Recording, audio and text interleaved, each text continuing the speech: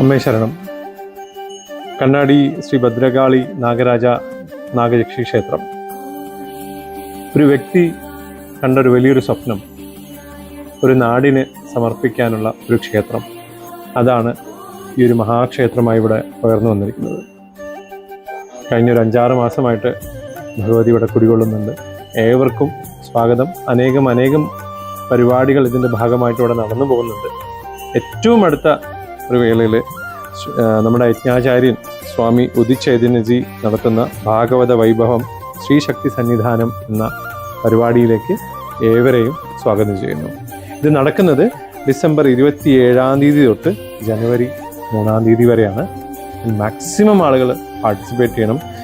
ഉദിത് ചൈതന്യജിയെ പോലുള്ളൊരു വലിയൊരു വ്യക്തി നമ്മുടെ കണ്ണാടി നാടിന് വരുന്നതന്നെ ഒരുപക്ഷെ ആദ്യമായിട്ടായിരിക്കും. അപ്പോൾ അദ്ദേഹത്തിൻ്റെ ഒരു പ്രസൻസ് തന്നെ ഒരു വലിയൊരു അനുഗ്രഹമാണ്.